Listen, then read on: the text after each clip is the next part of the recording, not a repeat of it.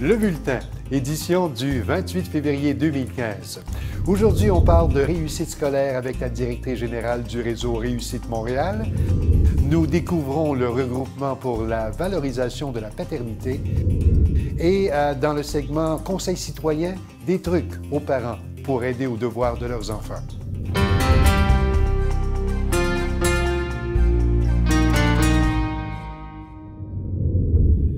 Bienvenue au Bulletin, mesdames et messieurs.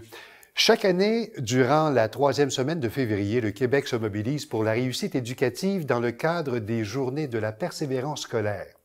Le défi est de taille, mais les résultats sont encourageants. Pour en discuter, on a avec nous Andrée Maillé-Périard. Elle est directrice générale du réseau Réussite Montréal. Madame Maillé-Périard, bonjour. Bonjour, Monsieur Pelletier. On commence avec de bonnes nouvelles. Selon les dernières statistiques du ministère de l'Éducation, du Loisir et des Sports, les jeunes du secondaire sont de moins en moins nombreux à décrocher. Et ça, c'est positif. Et ce, tant à Montréal que dans l'ensemble du Québec. Quel regard portez-vous sur ces statistiques? Bien, un regard encouragé. C'est-à-dire que depuis plusieurs années, toute la communauté se mobilise autour des écoles. On sent que les Québécois sont préoccupés de plus en plus par la réussite de leurs jeunes. Donc, de voir ces résultats, de voir toute cette mobilisation-là se traduire par une amélioration de la diplomation chez nos jeunes, par une baisse du décrochage scolaire chez nos jeunes, on se dit, bon, ben, c'est bon, on est dans le bon chemin, on se dirige dans la bonne direction. Mais ce qu'il faut se dire aussi, c'est qu'il faut pas lâcher. C'est-à-dire que on n'a pas encore atteint les cibles que le Québec s'est fixées. Donc, par exemple, à Montréal, on est passé de 67 à 73 de taux de diplomation depuis 2009. La cible est de 77 pour Montréal en 2020. Nous, à Réseau Réussite Montréal, on pense qu'il faut l'atteindre, mais qu'il faut dépasser cette cible de diplomation-là parce qu'on pense que chaque jeune peut réussir. Il faut l'amener à développer son plein potentiel puis avoir de grandes attentes pour chacun des jeunes du Québec.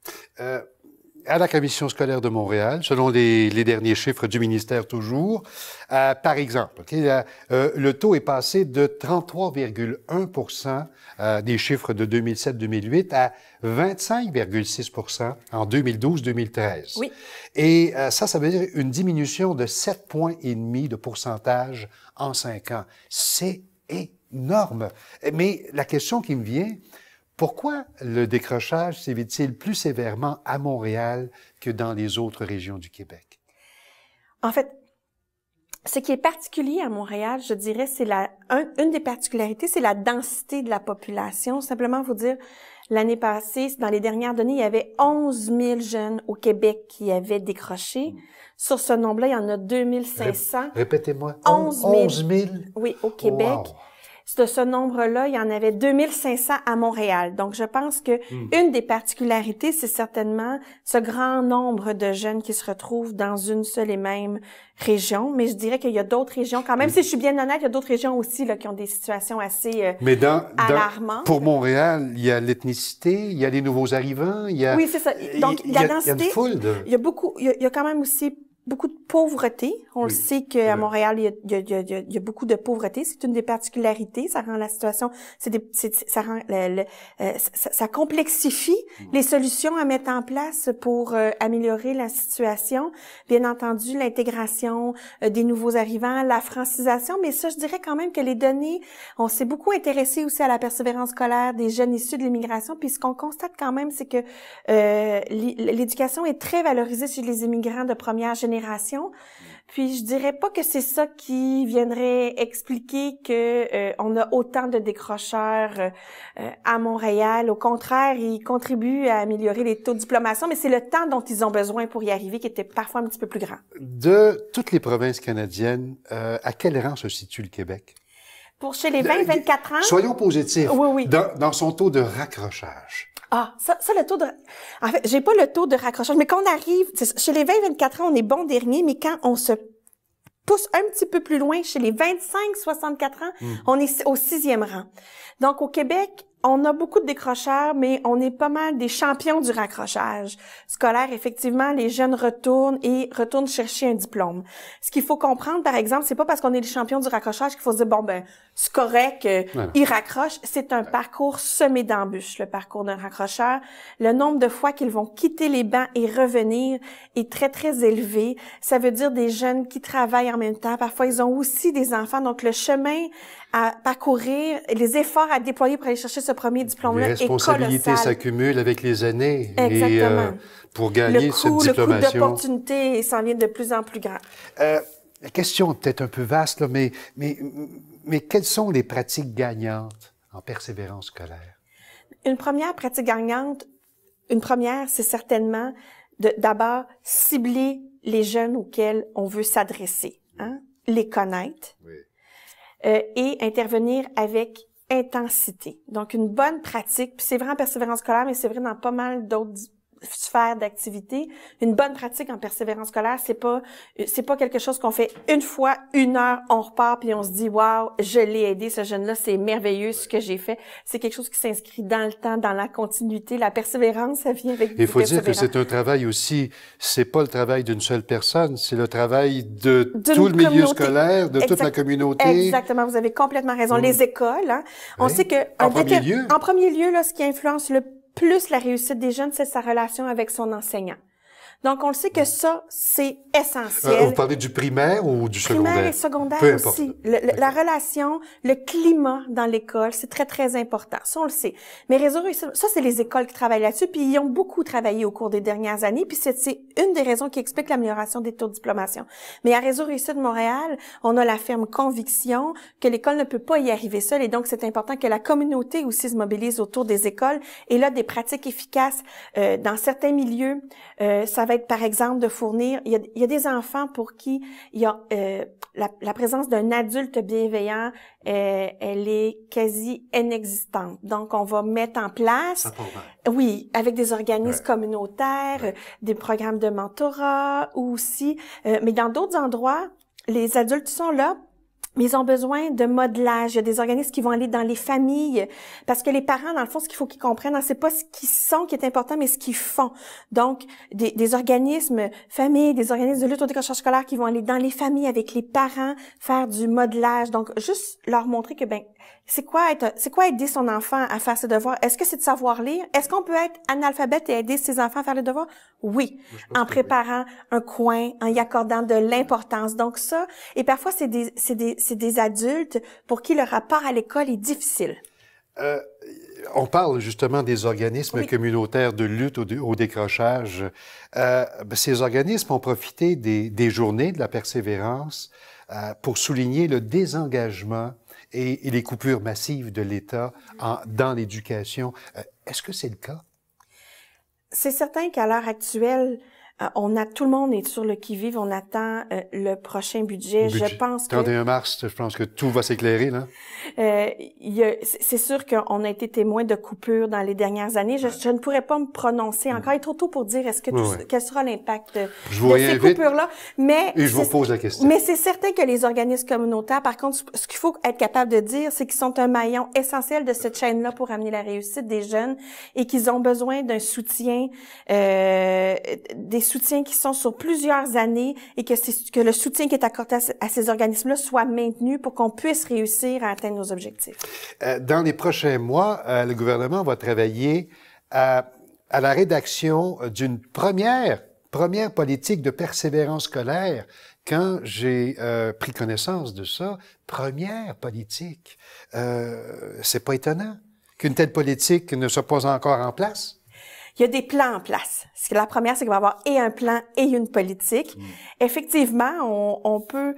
Je sais... En fait, je suis plus du genre à dire, je peux pas me retourner puis dire comment ça se fait qu'ils l'ont pas fait, mais je ne peux que saluer le fait qu'ils le feront. Puis se dire et c'est encourageant de penser que le gouvernement a la même lecture, c'est-à-dire oui, la situation s'améliore, mais il faut encore remonter nos manches et ce ne sont pas encore tous nos jeunes qui réussissent à obtenir leur premier diplôme. Il faut encore des interventions importantes et structurées pour y arriver. Une petite dernière, il nous reste quelques secondes à peine. Est-ce qu'on prend le temps de questionner les jeunes sur ce qui ferait en sorte qu'ils resteraient accrochés aux études? Est-ce qu'on les consulte régulièrement ou si tout se passe au-dessus de leur tête? Je pense qu'il y a beaucoup d'organismes communautaires qui travaillent de cette façon-là. Okay. Je pense aussi que dans les écoles aussi, ils s'intéressent à leur point de vue. Il y a des conseils étudiants dans pratiquement chacune des écoles secondaires de Montréal.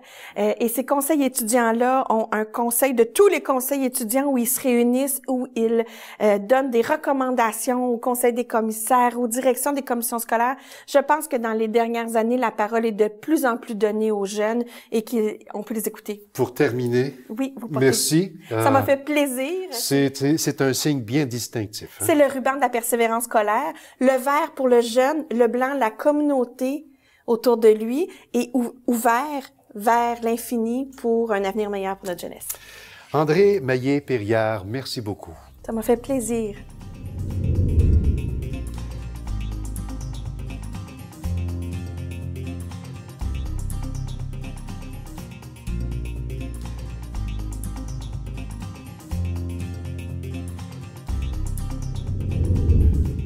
Voici maintenant la revue de presse des hebdos de quartier. D'abord, dans le journal Avenir Pointe-aux-Trembles, Montréal-Est, des écoliers oubliés à l'arrêt d'autobus en période de froid intense. Samantha Valandia nous apprend que des autobus de la STM qui tardent à passer ou qui ne se pointent carrément pas laissent frigorifier aux arrêts des élèves de Rivière-des-Prairies, Pointe-aux-Trembles. Une lettre a été envoyée au président de la STM pour demander à l'institution de corriger la situation le plus rapidement possible. Dans le flambeau Mercier-Anjou, après des années d'attente, une nouvelle réglementation est en vigueur sur la rue Sherbrooke-Est, entre la rue Dixon et les limites de l'arrondissement. À la suite de la pression de citoyens, la circulation de poids lourds est dorénavant interdite de 19h à 7h, sauf en cas de livraison locale. La réglementation ne touche pas les camions de livraison locale, compte tenu que certains commerces sont souvent ravitaillés la nuit. Un article de Fadois Lapierre. À la une du journal de Rosemont La Petite Patrie, on peut lire « Les proprios de locaux vacants seraient pénalisés ». Stéphanie Monet écrit que l'arrondissement de Rosemont La Petite Patrie travaille actuellement à la mise en place de nouvelles mesures pour lutter contre le déclin de ses artères commerciales. Parmi les propositions jetées sur la table, la création d'un permis pour les locaux inoccupés. La mesure ne fait cependant pas de consensus. Dans le Progrès Villeray, plus de 4500 arbres menacés. Encerclé de toutes parts, l'arrondissement n'a pas réussi à échapper à la grille du frêne. L'insecte a fait ses premières victimes sur le territoire, plus précisément dans les districts de François-Perrault et Saint-Michel, et menacerait plus de 4500 frênes. Le constat pourrait être encore plus inquiétant, nous dit Audrey Gauthier. Dans le journal de Saint-Michel, Jean-François Lacerte écrit qu'aux prises avec de sérieux problèmes d'humidité depuis de nombreuses années, la bibliothèque de Saint-Michel sera rénovée. Le problème d'humidité est si sérieux pour l'intégrité du bâtiment en soi, pour celle des documents répertoriés, pour la santé du personnel, que le sous-sol a été laissé vacant ces dernières années. Dans le magazine de l'Île des Sœurs, Stéphanie Alcaraz-Robinson nous parle d'une résidente de l'Île des Sœurs qui lance un véritable cri du cœur pour que les soins de santé s'améliorent au Québec. Dans une lettre envoyée à TC Média, elle raconte les circonstances du décès de son frère et les traitements qui lui ont été administrés à l'hôpital de Verdun il y a moins d'un mois. Sonia Lavoie tranche. Ce qui est arrivé à mon frère est inadmissible. À notre segment Actualité municipale, on accueille cette semaine Camilla Rodriguez-CA. Bonjour Camilla. Bonjour. Camilla, on a appris cette semaine que Mélanie Joly, qui est l'ancienne candidate à la mairie de Montréal, va briguer l'investiture pour être députée du Parti libéral du Canada. Oui, en effet, elle prévoit se présenter dans la circonscription d'Unsik et elle fera face à Maria Mouhani. On se rappellera que cette dernière a été exclue du caucus du Bloc québécois, donc suite à sa prise de position contre la charte de la laïcité. Vous vous souvenez très certainement du Parti Vrai Changement, qui était le parti, le Vrai Changement pour Montréal de Mme Joly. Qu'est-ce qui se passe avec ce parti politique maintenant? Bon, Mélanie Joly, elle n'avait pas été élue comme conseillère municipale. Ensuite, elle a quitté son poste de chef de l'opposition. Et donc, c'est Lorraine Pagé, l'ancienne syndicaliste, qui a pris les rênes à sa place. Donc, Mélanie Joly dit être fière de la situation dans laquelle elle laisse son parti et qu'elle aurait succombé aux demandes de plus en plus insistantes de la part du Parti libéral du Canada pour les joindre, en fait. Voilà. Une décision qui doit encourager probablement les cyniques de la politique. Oui, mais c'est surtout qu'elle a dit de nombreuses fois ne pas vouloir se lancer en politique fédérale, ne pas utiliser les élections municipales pour gagner en popularité, pour ensuite pouvoir se lancer au fédéral. Et donc, elle a dit « je suis là pour rester ». Elle n'est pas restée. Elle a dit « je vais me consacrer aux affaires et à la philanthropie ». Elle l'a pas fait très longtemps, parce que maintenant, elle est de retour au fédéral, en tout cas comme candidate. Mais il faut dire que c'est pas gagné d'avance. Hein. Il faut qu'elle pose sa candidature, qu'elle soit élue. Et il y a d'autres candidats aussi qui se présentent là à ce même poste pour Absolument. le Parti libéral. Et le Parti libéral du Canada a bien dit que ça allait être ouvert et que c'était pas réservé à Mélanie Joly. Dans un autre ordre d'idées, cette semaine, vous voulez aussi faire le point sur la situation à l'UQAM. Ça a bougé au cours des derniers jours. Oui, mais en fait, on a beaucoup entendu parler de saccage, de vandalisme et d'intimidation à l'UQAM. Une lettre a été envoyée à la communauté estudiantine de la part, et aussi au Devoir, donc on a vu, elle a fait la une du Devoir, de la part de plusieurs professeurs de la faculté de sciences politiques et de droit. En fait, cette lettre-là, qu'est-ce qu'elle dit? C'est que en fait, elle demande un retour à l'ordre, elle demande un retour au calme et d'arrêter de compromettre la réputation de l'UQAM. On dit que cette situation baisserait la valeur des diplômes, des diplômés, de ceux qui auraient étudié à l'UQAM pendant les périodes de grève. Donc, on se dit, bon, ben si cette personne a été en grève, elle a eu moins de cours, donc la qualité de son diplôme est moindre. C'est pas exactement ça. Du côté des étudiants, qu'est-ce qu'on répond? Quand on perd plus que 2 cours dans une session qui en contient 15 à la base, les cours sont repris. Donc, on va jamais perdre plus que 2 cours dans un semestre. C'est peut-être comparable à un professeur qui est toujours malade ou absent. Je veux dire, 2 cours, c'est pas ce qui va remettre en question la qualité du diplôme, à mon avis. Le 24 février, vous étiez présente à l'Assemblée. Et comment ça s'est déroulé? Oui, l'Assemblée de la Faculté de sciences politiques et de droit de l'UQAM, j'en suis membre et donc ça s'est déroulé très calmement et il n'y a pas eu d'intimidation, contrairement à ce qui est sorti dans les médias. On en a beaucoup parlé de cette Assemblée et de ce vote de grève.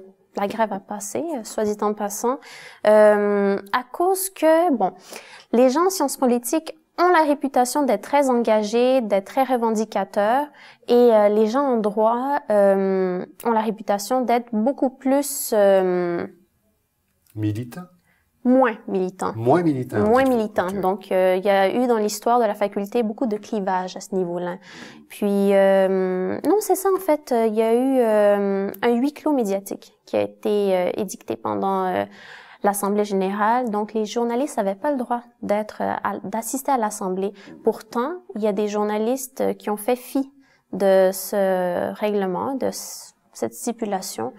Et on a eu le lendemain, donc le 25, droit à un article dans le Journal de Montréal d'une journaliste qui a refusé de partir, en fait, qui s'est jamais présentée comme telle à l'Assemblée. Faut spécifier qu'on... Elle s'est présentée incognito? Oui, c'est ça. Elle n'avait pas le droit d'être là et on était 750, donc c'est difficile à démasquer. Ouais. En terminant, Camilla, le parti Union Montréal de l'ancien maire Gérald Tremblay est redevenu légal. Oui. Le directeur général des élections a fait savoir qu'il ferait pas appel de la décision rendue par la Cour supérieure du Québec. Donc, Union Montréal sera réinscrite au registre des partis autorisés. Et c'est justement ce directeur général des élections qui avait exigé la dissolution du parti. Je pense que c'était en novembre 2013. Oui, absolument. En fait, son raisonnement à lui, c'était que, en fait, les raisons qui ont posé cette demande, c'est que le parti n'était pas en règle. Il n'y avait pas de chef à ce moment-là et il n'avait pas transmis toutes les informations nécessaires pour que le dossier soit mis à jour. Donc, la Cour supérieure, récemment, a rendu le jugement que le directeur général des élections avait été trop intransigeant envers Union Montréal. Camilla Rodriguez, CA, merci beaucoup. C'est tout le temps qu'on avait, mais on se retrouve la semaine prochaine. Merci. Le 1er mars 1993, le Ouimetoscope cesse ses opérations après 87 ans d'existence. L'établissement fut la première salle de cinéma permanente au Canada. En 1904, l'ingénieur électrique Léo-Ernest Ouimet investit toutes ses économies dans la réfection d'un théâtre de cabaret connaissant peu de succès au centre-ville de Montréal afin de le convertir en salle de cinéma nommée Ouimetoscope. La salle fut inaugurée le 1er janvier 1906 au coin des rues Sainte-Catherine et Montcalm et offrait 500 places et un petit écran. Elle a ensuite été démolie pour être remplacée par une salle de 1200 places équipée de l'air climatisé. Malgré le très grand luxe de l'endroit, le prix des places allant de 10 cents à 30 cents permettait aux gens de classe sociale plus modeste d'assister aux représentations dans une section séparée. Pendant 18 ans, le Ouimetoscope a été l'endroit par excellence à Montréal, autant pour le cinéma français, américain et québécois, qui était toujours accompagné de performances par des musiciens sur place. En 1922, des problèmes financiers forcèrent Ouimet à vendre la salle de cinéma qui ferma ses portes 2 ans plus tard. En 1967, le cinéma Le Canadien, qui occupait le même local, reprit le nom de Ouimetoscope, où ont été présentés des films de répertoire jusqu'en 1992, lorsqu'il fut abandonné. Une plaque honorant la mémoire de Léo-Ernest Ouimet et sa salle de cinéma sont tout ce qui reste aujourd'hui. Après la pause, on parle du Salon des reptiles et de la remise, une bibliothèque d'outils.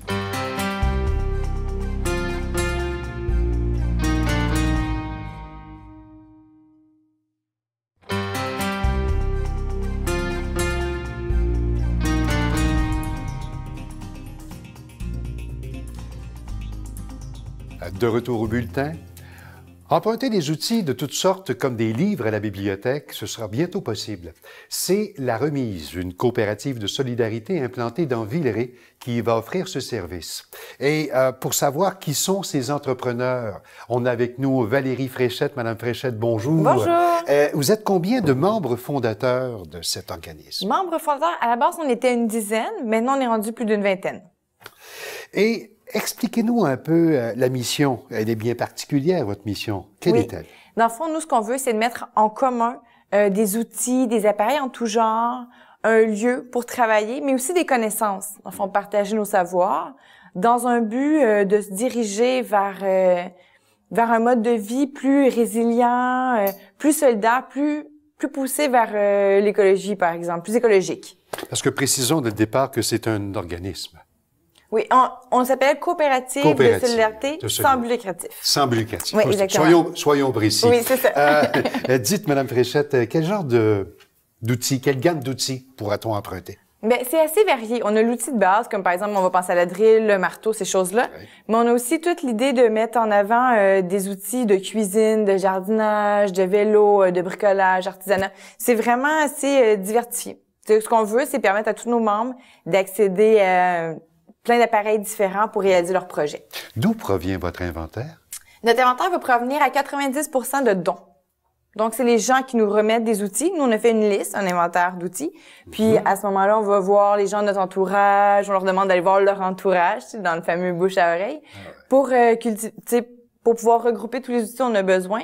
Puis, le petit 10% qui restera, ben, à la limite, là, on ira faire des achats, puis des échanges avec d'autres bibliothèques d'outils aussi. Comment tout ça est financé? Nous, ben, on est financé présentement, dans une campagne, excusez-moi, de sociofinancement. C'est la majeure partie de notre financement. Là, ce qu'on demande, c'est 22 000 $, c'est le minimum. Si on n'atteint pas notre 22 000 $, on n'ouvrira pas. Les gens seront remboursés sur la plateforme Indiegogo. Puis, si jamais on dépasse 22 000 $, ben là, on va être content parce que... Comme on est justement dans ce sujet, oui. Allons-y. Oui. Allons-y tout de suite. Vous avez lancé votre campagne. Oui. C'était le 13 février dernier. Exactement. Vous voulez couvrir les frais d'aménagement et d'ouverture de la remise. Exactement. Vous avez besoin de 22 000 $. Oui. Comment on fait pour vous donner un coup de pouce? Bien, dans le fond, vous pouvez aller sur le site de la remise, laremise.ca. Vous allez avoir un lien qui va vous diriger vers la plateforme Indiegogo. C'est une plateforme de sociofinancement. À ce moment-là, vous allez avoir des choix, différents tarifs et tout ça qui vous donnent certains avantages. Vous pouvez donner un montant aussi sans avoir une contribution. Sauf que, par exemple, si vous donnez 22 $, vous avez accès, on va vous envoyer par la poste, un coup de notre campagne va être fini, des sous-verres faits en bois avec le cycle de la remise dessus, ainsi que des petits mancherons pour protéger vos tasses et les tenir au chaud et vos doigts pas trop brûlants. Est-ce qu'une telle bibliothèque existe ailleurs? Il y en a ailleurs au Canada. Il y en a une à Toronto qu'on a visitée, avec qui on a beaucoup de liens aussi, ainsi qu'une autre à Vancouver. Il y en a beaucoup aux États-Unis aussi. Ça serait la première au Québec et la première dans la francophonie aussi. Quelle est la différence, je vous pose la question bien simplement, entre la remise et une entreprise de location traditionnelle? Ben, au niveau des locations traditionnelles, c'est une location. Nous, on utilise le mot emprunt. Les gens, ils sont membres, ils viennent à la bibliothèque, comme une bibliothèque standard de livres, ils viennent emprunter les outils et ils viennent les reporter quelques jours après. Donc, les coûts sont très différents. On va pas payer à l'heure, c'est pas des choses comme ça. Il faut juste être membre de la remise, comme c'est une coopérative. Puis ça coûte 10 $, c'est à vie. Et après ça, on paye son abonnement de façon annuelle. Donc, pour avoir accès à tous les outils de façon illimitée, c'est 60 $ par année. Puis, fait que c'est vraiment plus économique que centre de location. On a parlé de location d'outils abondamment depuis le début, oui. Mais vous offrez également d'autres services, comme un endroit pour aller bricoler. Oui, exactement. En plus des bibliothèques qu'on veut mettre sur pied, c'est un atelier. Un lieu pour que les gens vont pouvoir venir travailler, parce qu'on sait, à Montréal, les appartements sont pas très grands. Donc, des fois, on n'a pas l'espace pour bricoler comme on veut. Là, on va pouvoir le faire à l'atelier. Puis, c'est aussi un lieu où on va partager nos savoirs.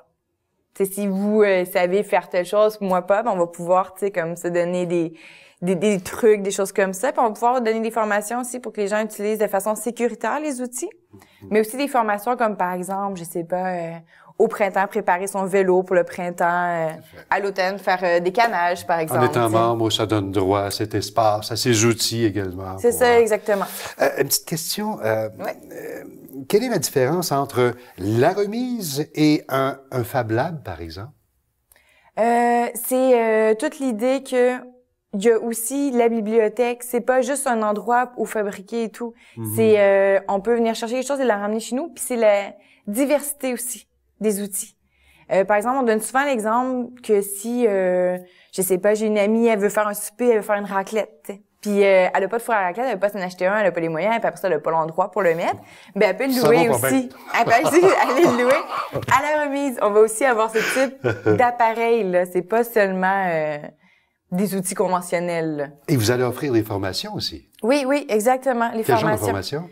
Des formations, ça va vraiment dépendre des besoins des membres, parce qu'on va beaucoup y aller avec ce que les gens souhaitent avoir comme formation. C'est consultatif, hein? Oui, vous êtes exactement. près de vos membres. Oui. Puis tu sais, les membres, ils font partie de la remise. C'est pas séparé. Là.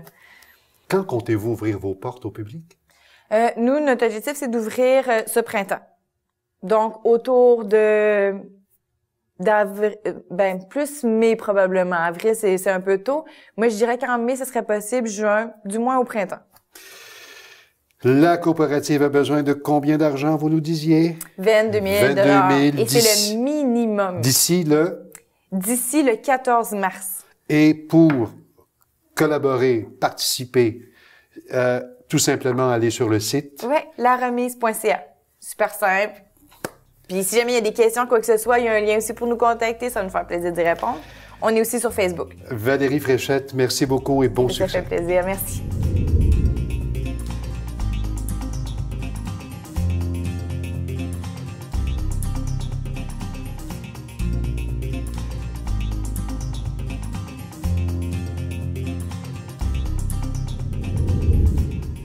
Le RVP, le regroupement pour la valorisation de la paternité, est un regroupement d'organismes et d'individus dont la mission est de valoriser le rôle du père et de promouvoir son importance dans la famille et dans la société pour le développement et le bien-être des enfants. On a avec nous son directeur, M. Raymond Villeneuve. M. Villeneuve, bonjour. Bonjour. M. Villeneuve, d'abord, combien d'organismes regroupez-vous? On a 150 membres un petit peu partout à travers le Québec, des organismes communautaires, des partenaires de différents secteurs, et tout le monde a à cœur de faire la promotion de l'engagement paternel. Et quels sont les objectifs précis de votre regroupement? Dans le fond, nous, ce qu'on souhaite faire, c'est de réunir tous les gens qui ont la paternité à cœur et que tout le monde, on travaille ensemble, les hommes et les femmes, parce qu'on a autant de femmes qui sont membres chez nous que d'hommes, pour faire en sorte que dans nos services, que dans nos politiques, que dans l'espace public, il y a de la place pour les mères, les enfants, bien sûr, mais aussi pour les papas. Le rôle du père a beaucoup évolué au fil des décennies. Quel est le modèle actuel? Disons qu'il y a... Ici, s'il n'en existe qu'un, mais j'imagine qu'il y en a plusieurs. C'est toujours difficile de dire le modèle parce que la réalité n'est pas uniforme, mais c'est sûr qu'il y a des pères qui sont encore un petit peu plus traditionnels. Il y a des pères qui sont, disons, qui sont en soutien à la mère, et on a aussi des nouveaux pères qui souhaitent, avec leur conjointe, vraiment partager les responsabilités 50-50. Donc, on vit une transition, c'est pas homogène, c'est pas uniforme, on a un petit peu toutes sortes de modèles, mais c'est sûr que le désir de vivre la parentalité de façon plus égalitaire, c'est quelque chose qui est très présent chez les jeunes parents. Quels sont les principaux obstacles présentement à l'engagement paternel? Écoutez, c'est sûr que la première chose qui est importante, c'est la volonté du père, bien sûr. Bien sûr, il y a d'autres facteurs aussi, mais en premier... J'ajouterai la volonté de la mère aussi d'intégrer le père dans... C'est ça, parce que la parentalité, ça se vit à plusieurs. Oui. Donc, le père a sa responsabilité, la mère a sa responsabilité aussi, et tout l'environnement joue un rôle. Mais ce qui est intéressant aussi, nous, ce qu'on essaie de faire ressortir, c'est que la communauté aussi a un rôle, les valeurs qu'on partage et tout ça, les services qui souvent s'adressent très peu au père, et même les politiques publiques qui, la plupart du temps, considèrent que le père est un petit peu comme un fantôme dans la famille. Donc, bien sûr, le père est le premier responsable, mais il faut que ça fonctionne à tous les niveaux pour que vraiment l'engagement paternel soit optimal. Quelles sont les véritables attentes d'un père? Ce qui est intéressant de nommer, c'est que, dans le fond, les pères sont vraiment en train de réinventer leur rôle. Écoutez, il y a 40 ans, c'était vraiment très différent de maintenant, et la plupart des pères d'aujourd'hui, même s'ils disent « j'ai eu un très bon père », mais pour moi, c'est différent. Les pères, dans le fond, eux autres, ce qu'ils retiennent maintenant, c'est que la relation avec leur enfant est beaucoup plus importante qu'elle était dans le passé. Parce qu'ils veulent être présents dans le quotidien des enfants. Pour eux, c'est important de vraiment bâtir ce lien-là. Et si possible, vraiment en bas âge. Donc, vraiment, le rapport affectif est beaucoup plus important. Pour le restant, les pères sont un peu... ils ont beaucoup plus de lâcher-prise qu'on constate souvent que les mères. Les pères se disent comme ci ou comme ça, c'est pas super grave. Mais ce qui est important, dans le fond, c'est la relation avec mon enfant et, dans le fond, qu'on ait une bonne relation avec la mère. C'est ça, beaucoup, qui est au centre des préoccupations des pères. Au Québec, vous me disiez presque 200 membres chez vous. Quelle est la gamme de services qui est offerte? C'est sûr que nous, on est un regroupement d'organismes. Il y a des organismes qui donnent des services directement aux pères, mais nous, ce qu'on fait, c'est qu'on met des gens ensemble pour faire avancer notre cause. Donc, ce qu'on fait, comme la semaine dernière, on avait notre colloque annuel. Au mois de juin, on a une semaine québécoise de la paternité. Ça va être la 3e édition cette année. L'année passée, il y a eu quand même 91 activités dans 15 régions du Québec. On participe à beaucoup de projets de recherche pour qu'on comprenne mieux les enjeux qui sont liés à la paternité. On est aussi partenaire d'intervention terrain. Donc, toute une gamme d'activités pour faire en sorte que dans la famille, les pères soient mieux reconnus et mieux soutenus. En parlant de soutien, le gouvernement, le soutien gouvernemental, où en est-il rendu? C'est une bien grande question. Je pourrais vous faire une conférence de 3 heures là-dessus. Mais si on va à l'essentiel, ce qu'on constate, c'est que il y a relativement peu de services pour les pères. Il y a quelques très belles initiatives au niveau du monde communautaire. Dans les maisons de la famille, les gens sont de plus en plus préoccupés par la question des pères, mais il y a encore beaucoup de travail à faire. Parce que trop souvent, la conception de la famille, c'est vraiment une conception mère-enfant et on oublie le père. Par contre, on voit de plus en plus d'organismes, d'individus qui disent qu'il faudrait faire quelque chose, mais pour vraiment aller au bout de cette idée-là, il faudrait que dans nos politiques publiques, dans les programmes officiels, vraiment les pères apparaissent. J'imagine que ça fait partie d'un de vos rôles. Absolument. D'haranguer le gouvernement pour lui demander... Nous, il y a 2 semaines, le 2 février dernier, on a lancé une étude sur la place des pères dans les politiques publiques. Et si je vais à l'essentiel de cette étude-là, dans le fond, ce qu'on met en lumière, c'est qu'il y a 2 politiques publiques qui touchent les pères au Québec. le congé de paternité dans le cadre de l'assurance Qui est parentale. relativement récent aussi. Hein? C'est ça qui est une très, très belle mesure. 80% des pères qui ont le droit prennent le congé de paternité. Ouais. Et il y a la mesure 13 du plan d'action pour l'égalité qui soutient les organismes communautaires qui veulent apprendre à travailler davantage avec les pères. Donc, 2 très belles mesures. Mais une fois qu'on a passé à travers ces 2 mesures-là, on doit constater qu'il y a à peu près rien dans l'ensemble des autres mesures. Ce qui veut pas dire qu'il n'y a pas des personnes bien intentionnées qui veulent soutenir les pères. Mais le cadre ne soutient pas pleinement les pères à ce niveau-là. Mais est-ce qu'il y a eu une évolution, disons, positive dans ce sens? Ah, tout à fait. C'est sûr que même juste dans les 5 dernières années, on voit vraiment que c'est un enjeu qui est là, qui est présent. Quand on interpelle les décideurs, les ministres et tout ça, tout le monde dit « Ah oui, c'est vrai, il faudrait faire quelque chose ». Là, ce qu'on souhaite maintenant, c'est qu'il y ait un véritable passage à l'action. Oui. Parce que c'est beau de le dire que c'est intéressant. Ce qu'on souhaite vraiment, c'est qu'on a vraiment une conception de la famille qui soit vraiment pleinement intégratrice des mères, des enfants, mais aussi des pères. Les besoins sont-ils uniformes à la grandeur du Québec? C'est sûr que ça varie quand même considérablement. Il y a des enjeux particuliers si on pense aux régions éloignées ou par exemple sur la Côte-Nord où les pères font du fly-out. Donc, ça fait des réalités sociales très particulières. Si on vient à Montréal, ben c'est sûr toute la question des pères immigrants, c'est un enjeu qui est particulier. Donc, c'est sûr qu'il y a des couleurs particulières à chacune des régions, mais il y a quand même beaucoup de choses qui sont en commun. Donc, les pères sont de plus en plus présents, faut en tenir compte, mais les réflexes sont pas encore tout à fait. La grosse question, que reste-t-il à faire d'après vous? Ben écoutez, ce qu'il faut, c'est que la paternité, ça devienne vraiment un enjeu de société dans une perspective d'égalité et qu'on dise que si vraiment on veut aller au bout de cette belle, grande idée-là qui est l'égalité, ben il faut faire en sorte que les hommes, dans le fond, embarquent dans le bateau, fassent partie du voyage et qu'ils deviennent des acteurs de l'égalité. Et pour terminer, concrètement, si vous aviez à défendre 1 ou 2 mesures applicables par le gouvernement présentement, là, qu'est-ce que ce serait? Ben, c'est sûr que le congé de paternité, c'est très bien. Mais quand on regarde le congé parental, qui est le restant de l'année, on constate que c'est plus de 80%, dans 80% des cas, c'est les mères qui prennent le congé. Donc, si les pères pouvaient prendre plus de congé parental, mais ça favoriserait l'engagement paternel précoce, qui serait très bien. Et je pense qu'une préoccupation qu'on doit avoir, c'est au niveau de la conciliation travail-famille, qui est un enjeu absolument majeur. Et souvent, on pense beaucoup aux femmes, c'est très, très bien, mais si on pense aussi aux hommes, ben tout le monde pourra en profiter. Donc, ce sont les 2 dossiers que vous défendez. Entre autres choses. Entre autres, mais ce sont des gros dossiers. C'est ça. Et toute l'aide aux pères en période de difficulté, il y a vraiment énormément de travail à faire de ce côté-là aussi. Monsieur Raymond Villeneuve, merci beaucoup de votre présence. Merci à vous.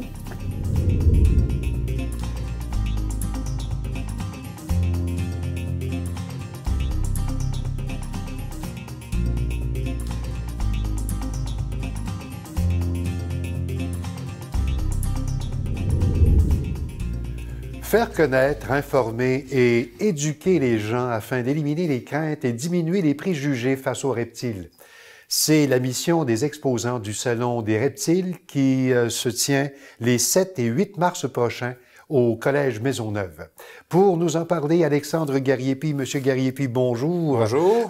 C'est un bel exemple du type d'animal qu'on pourra retrouver pendant ce week-end. Oui, tout à fait. En fait, ce serpent est un python royal. C'est une espèce quand même assez commune en captivité. Un python royal? Oui, c'est un serpent qui est très calme et facile à manipuler, donc ça va être un serpent qu'on va voir quand même assez fréquemment au Salon des reptiles. Votre salon regroupe combien d'exposants?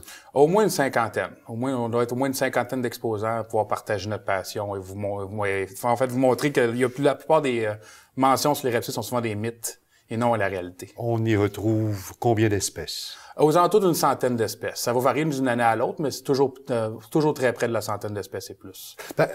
On prend juste quelques secondes. Présentez-nous celui-ci. En fait, ici, j'ai une belle femelle dragon barbu adulte, qui est d'une taille pas mal maximale pour une femelle adulte. C'est un lézard qui va être omnivore. Donc, il va manger autant des insectes que des végétaux. Et cet ami qui, me disiez-vous tout à l'heure, peut atteindre... 2 à 3 mètres facilement. 3 mètres? Oui, le record, en fait, est d'environ 6 mètres, 5 à 6 mètres. Mais la moyenne à l'état sauvage est d'environ 3 mètres. Qu'est-ce que c'est exactement? En fait, c'est un alligator américain. Okay. C'est une espèce qui est très commune aux États-Unis, en fait, qui est dans les Everglades et compagnie. Il y en a énormément. C'est une espèce, en fait, qui était presque en voie de distinction il y a bien des années. Puis avec sa protection est rendue, on va être millions d'individus. Je remarque qu'elle a la bouche attachée en ce moment. Oui, en fait, c'est que les alligators sont quand même des animaux imprévisibles. Ça reste un animal sauvage, mais qu'ils soient calmes ou non, c'est un moyen de protéger les accidents. Mais il n'y a pas de danger pour lui, là. Non, il n'y a aucun danger pour lui. Il peut respirer normalement. C'est certain qu'il va avoir eu le temps environ 1 heure aujourd'hui, ça que c'est pas un problème. Mais c'est sûr que si quelqu'un le garderait toujours tapé, ça serait un problème. Parce qu'il ne pourra pas s'alimenter, puis il pourrait aussi se blesser. Et présentez-nous... ici, en fait, j'ai un python royal mon nouveau Genetic copain. Stripe. Ouais, en fait, c'est une phase de couleur d'un python royal. Ce n'est pas la couleur sauvage. Okay. C'est une phase qui est reproduite en captivité. Constrictor. Hein? Oui, c'est un serpent qui va être constrictor, mais qui n'a aucun danger pour une proie plus grosse qu'un rat ou une grosse souris. Vous voyez, je veux pas qu'on passe toute l'entrevue sur ces 3 animaux-là, mais est-ce que un reptile, est-ce que ça a du sentiment? En fait, un reptile, on le dit, un cerveau reptilien, c'est incapable de sentiment. Ce n'est que l'instinct. Donc, se nourrir, survivre et se reproduire. En particulier, à votre salon, aucune vente n'est faite. Non, en fait, les ventes ne sont pas tolérées au salon des reptiles pour une chose bien simple, c'est que on est là pour éduquer les gens. C'est facile d'obtenir un reptile, mais d'avoir les bonnes informations, c'est pas toujours aussi facile. Donc, on est là pour montrer aux gens qui ont déjà la passion des reptiles, certaines espèces qu'on peut eu la chance de voir ou de toucher. Et aussi, ça va permettre à bien des gens qui ont la phobie ou une crainte des reptiles de pouvoir en voir de près et se rendre compte que c'est pas si dangereux que ça, que la vraie vie, c'est pas comme dans les films. Parce que ces bêtes ont très mauvaise presse. Trop souvent. C'est souvent souvent l'ignorance des gens. C'est pas un animal qui est très populaire. C'est sûr que la majorité des gens vont avoir des serpents, ils n'auront pas de serpents, ils vont avoir des chiens et des chats. Mais tu sais, un chien, un chat, à part la quantité de nourriture que vous avez à lui donner, en général, ça reste pas mal les mêmes soins. Tandis que les reptiles ont besoin de soins très différents d'une espèce à l'autre.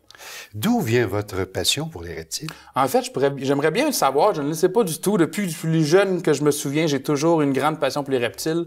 Donc, depuis l'âge d'environ 2 ans, mes parents m'ont dit que j'avais une grande passion pour les reptiles. Mais honnêtement, je peux pas vous dire que ça sort. C'est vraiment ma nature. J'ai toujours aimé les reptiles, puis je vais toujours les aimer. D'où vient cette aversion que plusieurs personnes en fait, ont? C'est souvent des mauvaises idées, des gens qui vont s'imaginer en voyant un film que c'est la réalité, ou souvent c'est des histoires de légendes urbaines. Il y a beaucoup de légendes urbaines dans le monde des reptiles. Puis c'est souvent parce que la mauvaise information, où les gens vont entendre quelque chose, mais ils vont pas vérifier si c'est vrai. Ils vont le prendre pour du cash. Puis ils vont le répéter. Puis souvent, c'est que un serpent, c'est pas toujours aussi... C'est pas comme un chien qui va venir vous voir, qui est content de voir un serpent. Ça veut se sauver. Vous allez voir, être sauvage, ça va être des animaux qui vont vouloir se sauver, qui vont être rapides souvent. Donc, ça peut mettre les gens sur le nerf un peu. Mais c'est souvent aussi parce que c'est méconnu, tout simplement. Je veux dire, c'est pas tout le monde qui a déjà vu un alligator de ses yeux, puis qui se rend compte qu'au toucher, il n'y a rien de dangereux. Puis même si vous seriez dans la même pièce qu'un alligator, il ne viendrait pas essayer de vous manger. Non. Un reptile, ça veut se sauver. Il n'y a pas un animal plus peureux à l'état sauvage qu'un reptile. Le premier moyen de défense d'un reptile, c'est jamais d'attaquer, c'est de se sauver. Les seules fois qu'ils vont faire face, c'est quand ils n'ont pas le choix pour leur sauver. Quel est le propriétaire idéal? En fait, le propriétaire idéal, c'est n'importe quelle personne qui est prête à donner les soins de base à son animal. C'est pas comme un chat que vous pouvez donner un gros bol de bouffe, puis un gros bol d'eau, puis il va être bon pour la semaine ou quoi que ce soit. Eux autres, surtout dans la maison, eux autres vont avoir besoin d'un environnement spécifique. Donc, mettons, pour le dragon barbu que j'ai ici, j'ai besoin d'une cage d'une taille appropriée, avec quelques branches ou roches qui puissent se promener. Est-ce que ça recherche la chaleur? En fait, oui, ils vont toujours essayer d'accéder à la chaleur, à moins que les températures sont excessives. Là, ils vont essayer de chercher de l'ombre pour se cacher.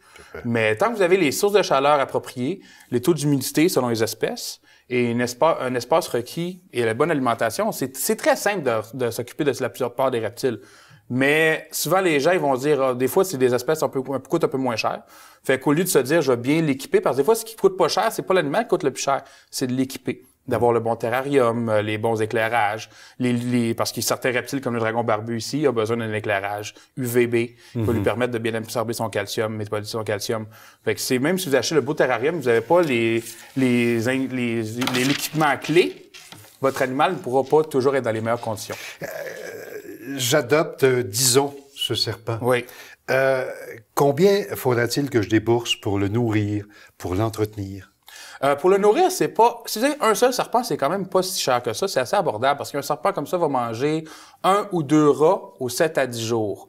Puis le rat de la taille appropriée vous coûtera environ 3 à 5 $ selon l'animalerie. Donc, c'est sûr que 3 à 5 $ par semaine, c'est quand même raisonnable. Puis ensuite, pour l'équipement, mettons un kit, je dirais pour un piton L comme ça, serait 33-40 gallons. Tout équipé, vous en avez environ pour les 200 à 300 $ selon les accessoires que vous allez choisir. Est-ce que ça demande des soins particuliers? Je pense aux soins vétérinaires. Est-ce qu'il y a des visites régulières? En fait, pour les reptiles, je ne suis pas vétérinaire moi-même, là, mais pour la plupart des reptiles, ce qui est décevant et triste au Québec, c'est qu'il n'y a pas beaucoup de vétérinaires spécialisés. Et certains vont se dire spécialisés, mais vont utiliser votre animal comme un cobaye, plus pour essayer ces nouvelles techniques. Fait que c'est ça que je trouve un peu dommage. C'est sûr que certains animaux, c'est un animal sauvage qui vient d'être importé de la nature. Il va être nécessairement parasité. Donc, c'est sûr que ça peut pas faire mal faire une copro, ce qui est une analyse de sel pour voir les parasites qui peuvent être présents pour, en fait, le traiter. C'est déjà tout. Ça passe vite, mais j'aimerais, avant de se quitter, Alexandre Gariepi, que vous nous redisiez où, quand, comment s'y rendre. Mais en fait, le Salon des reptiles va être au Cégep Maisonneuve, c'est à quelques pas du métro P9, les 7 et 8 mars. Ça va être de 10h à 8h le samedi et de 10h à 5h le dimanche. Puis toute la famille est bienvenue. Les enfants de 2 ans et moins, pour sûr, la visite est gratuite. Puis vous aurez aussi la chance d'avoir une photo avec certains alligators ici présents dans vos mains. Alexandre Gariepi, je vous souhaite bon succès. C'est la combienième édition? Je ne veux pas vous mentir, mais je pense bien que c'est la 16e édition. 15e ou 16e édition cette année. Bon succès. Merci beaucoup. Merci beaucoup. Passez une belle fin de journée. On s'en va à la pause et tout de suite après, segment Conseil citoyen.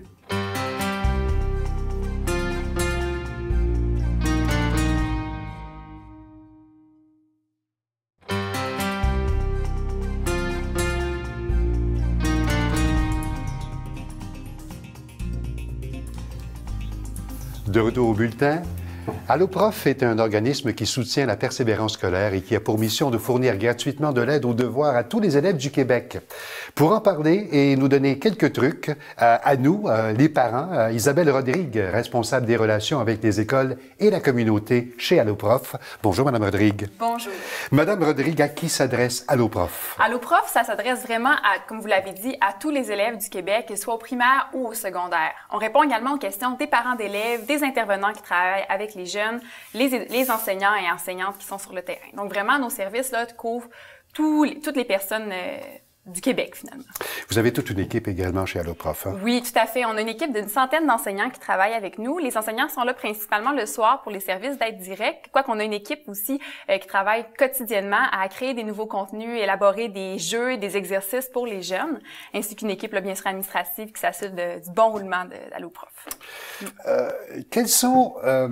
J'y suis allé. Je suis allé faire un tour depuis déjà quelques années. Depuis combien d'années existe Alloprof? Alloprof existe depuis 1996, donc on s'apprête à célébrer notre 20 ans d'existence. Quand même, oui. Quand même. J'y suis allé, j'y ai trouvé une foule de renseignements, mais la question que je me suis posée, quelles sont les sections les plus visitées sur votre site? Ben, en fait, ce qu'il faut savoir, c'est qu'Alloprof, on offre des services sur le web et par téléphone. Donc, on a toutes sortes une panoplie de services pour essayer de rejoindre les jeunes là où ils sont, puis qu'est-ce qui les intéresse le plus.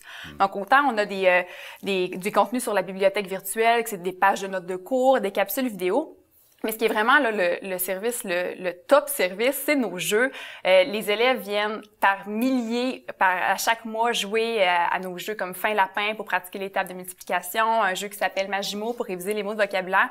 Donc vraiment, c'est par le jeu qu'on est capable de rejoindre les jeunes, les accrocher, les amener sur le site, puis après, les autres ressources sont accessibles. On va maintenant parler, si vous le voulez bien, un peu plus des devoirs. Oui. Ça devient de temps en temps une véritable corvée pour les parents, pour toutes sortes de raisons. Et la question est très simple, hein, comment être un parent efficace pour aider nos enfants dans leurs devoirs? D'abord, ça dépend vraiment, chaque enfant va avoir ses propres défis pendant la période de devoirs. Mais pour être le parent le plus efficace possible, il faut être à l'écoute de c'est comment notre enfant apprend, quel type d'apprenant, est-ce qu'il a plus besoin de jouer, il a plus besoin de lire, d'entendre. Une fois qu'on sait ça, on peut établir une routine qui est vraiment essentielle pour faire une période de devoir réussie avec les enfants. Donc, on établit la routine, par quoi on va commencer, par quoi l'élève veut commencer, par quoi il préfère terminer, qu'est-ce qu'il aime le mieux, qu'est-ce qu'il aime le moins, pour bien structurer la période. D'accord. L'enfant qui apprend a besoin d'être entouré, mais pas forcément assisté. il y a une nuance entre les deux. Tout à fait, tout à fait. Puis c'est important de la comprendre comme parent, comme gardien, gardienne, grands-parents, peu importe la personne qui on est, qui accompagne le jeune qui fait ses devoirs. C'est pas de faire les devoirs à la place de l'enfant, bien entendu. C'est comme si l'enfant apprend à jouer du violon. Bien sûr, au départ, on va l'aider à placer ses doigts, comment on tient son archet, la posture, on va laisser le replacer. Mais éventuellement, pour que l'enfant soit capable de jouer du violon seul, il faut le laisser pratiquer seul. Donc c'est une analogie qu'on essaie de prendre le plus souvent possible parce que c'est vraiment comme ça. Donc on aide à faire la lecture, mais on va pas compléter chaque mot, on va le laisser faire des erreurs peut-être pour mieux l'accompagner ensuite. Devant la diversité de matières à assimiler, les parents peuvent se sentir souvent dépassés. Est-ce que c'est naturel? Est-ce que c'est normal? Plus que naturel. Rassurez-nous, s'il vous plaît. Oui, soyez rassurés, tout le monde. C'est normal. C'est même les gens qui, ça fait très peu de temps, qui ont quitté l'école, la terminologie change. Il y a des nouveaux contenus qui sont ajoutés. Les programmes sont réajustés. On apprend tellement de choses dans une journée, même comme adulte, que ce qu'on a appris au début du primaire, parfois, ça peut être loin. Donc, soyez rassurés. C'est normal de se sentir dépassé parfois. Par contre, la clé, c'est de focusser sur le goût d'apprendre, de mettre l'accent sur, peut-être que je ne sais plus, moi non plus, c'est quoi, par exemple, un prédicat dans une phrase. Bon, c'est un terme qui est relativement, qu'on n'utilisait pas nécessairement avant. Donc, on va aller fouiller sur Internet, voir c'est quoi un prédicat, utiliser le dictionnaire et devenir un modèle d'apprenant pour le jeune. Une situation auquel les aidants, disons, ça peut être les parents ou les grands-parents ou la gardienne ou la gardienne, la fameuse terminologie. On a souvent l'impression qu'on ne parle pas le même langage, l'enfant et nous. On dit la même chose, mais ils apprennent d'une autre façon, une matière qu'on a appris d'une autre façon, nous aussi. Ça peut être difficile comme aidant de se retrouver là-dedans, d'essayer de comprendre qu'est-ce que l'enseignant a voulu dire, je pense que je sais de quoi on parle, je sais pas trop. L'idée, c'est d'aller voir dans des ressources fiables qui connaissent bien le programme actuel, mais qui connaissent aussi l'ancien, comme Alloprof, par exemple. Aller voir sur le site web, fouiller un petit peu les termes qui sont utilisés par votre jeune, voir, on parle de telle notion, par exemple, les divisions, la façon de faire les divisions peut avoir changé. Bon, on va aller voir c'est quoi une division, comment on l'explique maintenant, pouvoir comparer. C'est important quand même de garder en tête que ce que l'enseignant enseigne en classe, c'est ses exigences pour les examens, pour la compréhension. Ce sera la référence de l'enfant. Ce sera la référence de l'enfant. Donc, il faut pas aller contre ce qui est enseigné en classe. Par contre, on peut compléter. Des enfants un petit peu plus, qui sont plus allumés, qui sont plus curieux, vont apprécier aussi, savoir, mon parent l'apprenait différemment, mais je vais essayer, je vais pouvoir le montrer à mon prof que je sais faire d'une autre façon, même si j'ai compris la sienne. Donc, ça peut être très valorisant et encourageant pour l'enfant aussi. Sur Alloprof, est-ce qu'il y a une section spécifique pour les parents? Oui, tout à fait. Il y a une section trucs et conseils qu'on appelle d'ailleurs, qui est très riche en trucs et en conseils, vous serez surpris, sur comment on encadre une période de devoir, pourquoi on apprend l'histoire à l'école, qu'est-ce que c'est l'art qu'on enseigne dans les classes, est-ce que mon enfant, est-ce qu'il y a des problèmes, est-ce qu'il y a de la difficulté d'apprentissage, il aime pas lire, comment je fais, toutes sortes de questions, c'est tellement humain de se poser, mais là, il y a des ressources, sont très bien expliquées, c'est clair. Combien de temps un enfant doit-il mettre à ses devoirs? Encore une fois, ça dépend. C'est certain qu'un enfant qui a plus de difficultés, il va mettre un petit peu plus de temps à la tâche. Généralement, on parle d'environ 20 minutes par cycle. Donc, en premier cycle du primaire, ça va être des devoirs et leçons. Premier cycle du primaire, c'est de 6 à 8 ans? Oui, 6 à 8 ans environ, le première et deuxième année. Ils sont tout petits. Là. Exactement, ils sont tout petits. Donc, on parle de 20 minutes. Parfois, on peut mettre 2 blocs de 20 minutes. Ça peut être une stratégie aussi pour être efficace avec nos enfants, de séparer les blocs d'études pour que la tâche soit moins lourde. Donc, on parle de 20 à 60 minutes pour le primaire, puis rendu au secondaire, là, ça dépend vraiment là, de l'école, les programmes d'études et le niveau de travail, les charges de travail des enseignants. Les devoirs sont bourrés de fautes. Comment réagir? Pas de panique. Non. Pas de panique, c'est normal, ils sont en apprentissage. Comme avec le violon tout à l'heure, il va en avoir des fausses notes avant qu'on ait du Mozart. C'est rassurant de vous entendre. C'est normal qu'il y ait des erreurs. L'important, c'est justement de pas faire vivre ça comme un échec à l'élève, mais de comprendre, à faire comprendre à votre enfant que ou à l'enfant que vous accompagnez, c'est normal, il y a des erreurs, on va regarder qu'est-ce qu'il a fait. Est-ce que tu as pris le temps de réviser tes réponses? On va aller voir dans ton cahier de notes, c'était quoi qu'on était supposé faire. On peut se souvenir de trucs nous-mêmes. Moi, j'avais une enseignante qui faisait toujours la même comptine pour les terminaisons des verbes au conditionnel. Je vais l'apprendre à mon jeune. Donc, ça permet de créer quelque chose de plus positif si on met l'accent sur les réussites d'abord pour créer une entrée, puis après ça, Il y a un service téléphonique, des services en ligne aussi d'Alloprof. En Oui, quelques secondes. Oui, en quelques secondes. 8 services à la disposition des élèves et parents d'élèves. Je vous ai parlé de la section trucs et conseils. Oui. On a 2 services d'aide directe disponibles du lundi au jeudi entre 17 et 20 heures. C'est des profs qui répondent directement aux questions des élèves, soit par téléphone, soit par Internet.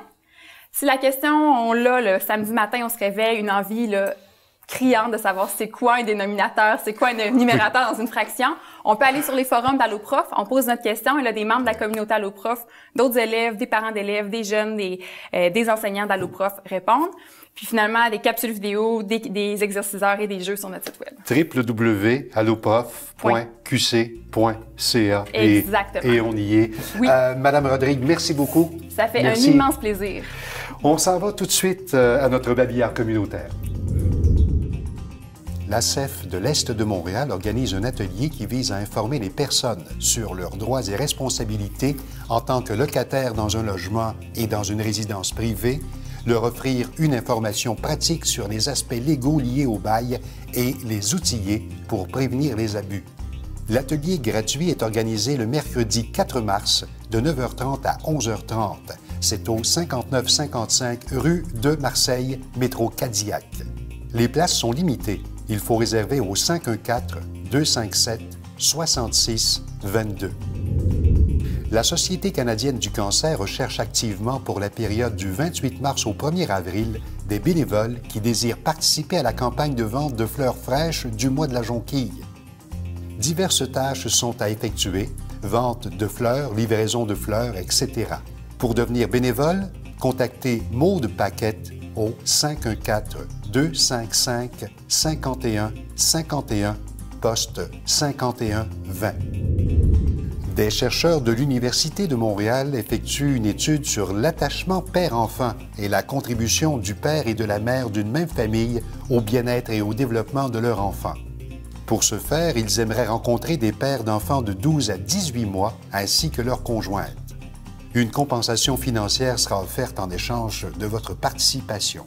Si vous êtes intéressé, contactez Valérie Moffett au 514-896-3493. Pour la semaine de relâche jusqu'au 8 mars, la Ville de Montréal convie ses citoyens à participer à la 3e édition du festival Montréal joue dans la plupart des bibliothèques de Montréal. Plus de 80 lieux, 200 activités gratuites et 16 grands événements ludiques. Pour plus de détails, www.montrealjoue.ca. La 18e édition du FIFEM, le Festival international du film pour enfants, se tient jusqu'au 8 mars. Cet événement d'envergure internationale est devenu au fil des ans la plus importante manifestation cinématographique dédiée au public familial. Les films sont présentés au cinéma Beaubien, au 2396 rue Beaubien-Est. Vous pouvez prendre connaissance de la programmation sur le site Internet www.fifem.ca. Si vous préférez une sortie à l'intérieur, le musée Redpath d'histoire naturelle de l'Université McGill est ouvert au public. Une contribution volontaire de 5 $ est suggérée. Ouvert du lundi au vendredi de 9h à 17h, fermé le samedi et ouvert le dimanche de 11h à 17h. Métro Ligne verte, arrêt Peel ou McGill. Voilà qui complète cette édition du Bulletin, mesdames et messieurs. Vous pouvez revoir l'émission sur tcftv.ca et également visiter notre page Facebook.